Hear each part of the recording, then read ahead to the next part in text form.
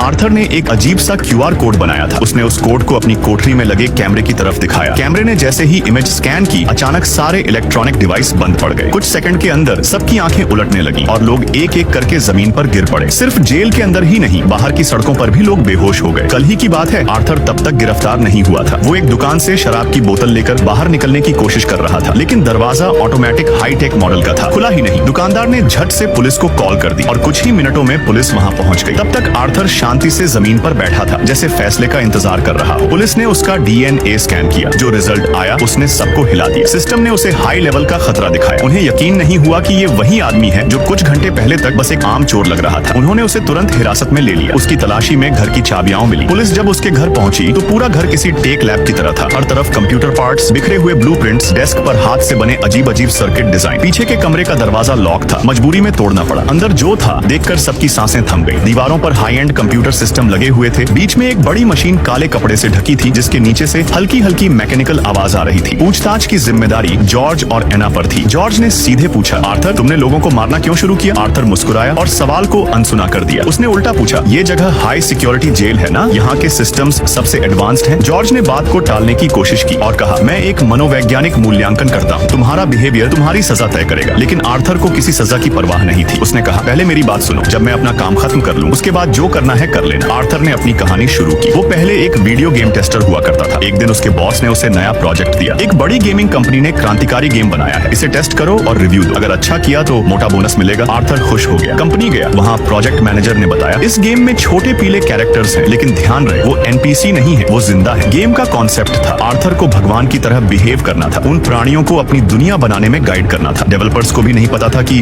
Game कहाँ तक जा सकता है, लेकिन लालच ने आर्थर पर कब्जा कर लिया। जब मैनेजर कमरे से बाहर गया, उसने चोरी छिपे गेम अपने साथ ले लिया। घर पहुंचकर तुरंत चालू किया। गेम शुरू हुआ एक अंडे से और उसमें से छोटे छोटे पीले जीव निकले। आर्थर उन्हें खिलाता, नहलाता, उनका ख्याल रखता, एक बाप की तरह। जल्द ही वो बढ़े, एक पूरी कम्युनिटी बन गई। धीरे धीरे आर्थर उनका दीवाना हो गया। एक दिन उसका दोस्त आया, बोला, भाई मेरे पास कुछ मजेदार चीज है। आर्थर ने वो चीज ले ली और नशे में गेम पर बैठ गया। और तभी पहली बार वो उन जीवों की बातें समझ सका। वो बोल रहे थे, हमें और हार्डवेयर चाहिए, हमें बढ़ने दो।